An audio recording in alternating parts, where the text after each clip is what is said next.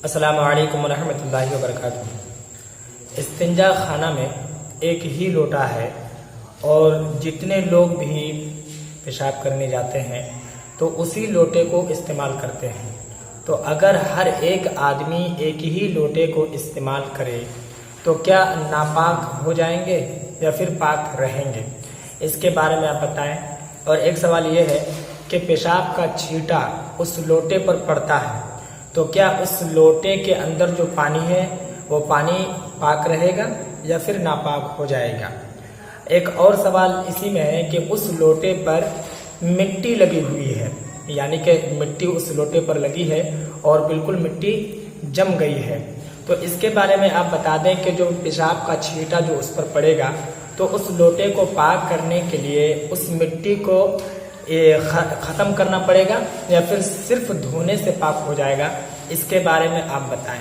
तो इसके बारे में आपको बताऊं कि देखिए वो लोटा किस चीज़ का है आपने ये नहीं बताया, ठीक है। अगर आप हमें ये बता देते कि लोटा मिट्टी का है या फिर अल्मुनियम का है या फिर किसी और चीज़ का है तो जवाब देने में आसानी होती, क्योंकि आपका सवाल समझने में हमें आसानी होती।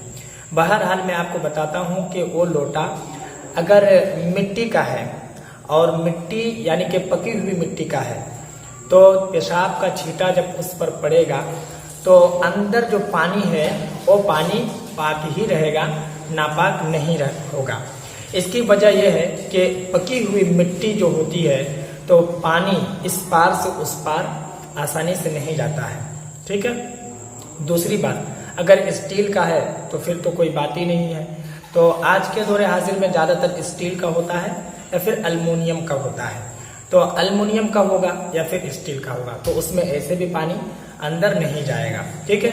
अगर आपका लोटा नापाक होता है यानी कि पेशाब का छींटा लोटे पर पड़ जाता है तो जिस जगह पेशाब का छींटा पड़ता है वो जगह नापाक होती है, पूरा लोटा आपका नापाक नहीं होगा। आप उसी जगह को पाक करेंगे जिस जगह पर पेशाब का छींटा लगा है, ठीक है। ये एक बात हो गई।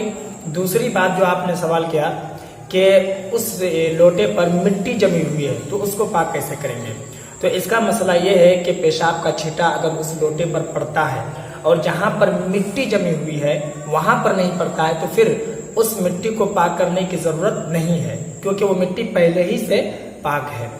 और अगर पेशाब का छींटा उस मिट्टी पर पड़ता है तो फिर उसको पाक करेंगे, कैसे करेंगे कि अगर मिट्टी इतनी जमी हुई है कि आप अगर उसे खरोचते हैं तो वो बिल्कुल ख़त्म हो जाती है, तो आप उसे खरोच दें, मिट्टी वहां से ख़त्म हो गई, वो लोटा पाक हो गया, ठीक है। और अगर आप उसे नहीं खरोचते हैं, उसे खरोचना नहीं चाहते हैं तो फिर आप उसे अच्छे से धो दें, और धोने के बाद जब वो मिट्टी सूख जाएगी तो वो लोटा भी पाक हो जाएगा और जो मिट्टी वहां पर लगी हुई है वो भी पाक हो जाएगा।